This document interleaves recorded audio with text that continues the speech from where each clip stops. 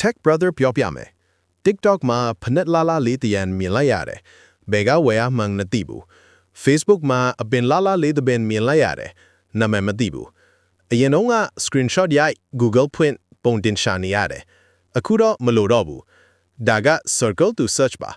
Google ရဲ့ AI အခြေခံရှာဖွေရေးနည်းပညာအသစ်ပါဒီ feature က Samsung Galaxy S24 series Google Pixel 8 series နဲ့တခြား Android phone အချို့မှာရနိုင်ပါပြီအနာဂတ်မှာဖုန်းအများကြီးကိုပါလာမှာပါ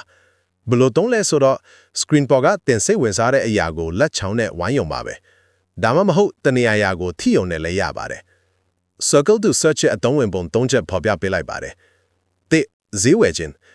social media မှာမြင်ရတဲ့အဝတ်အစားဖနက်အိတ်အသုံးဆောင်တွေကိုဝိုင်းပြီးရှာလိုက်ယုံနဲ့ဘယ်မှာဝယ်လို့ရလဲဈေးနှုန်းဘယ်လောက်လဲဆိုတာချက်ချင်းသိရတယ်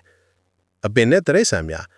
မြင်ရတဲ့အပင်သို့မဟုတ်တရိတ်ဆန်ကိုဝိုင်းပြီးရှာလိုက်ယုံနဲ့နာမည်ဂုဏ်သက်သည့်ပြုစုနည်းတွေသိရတယ်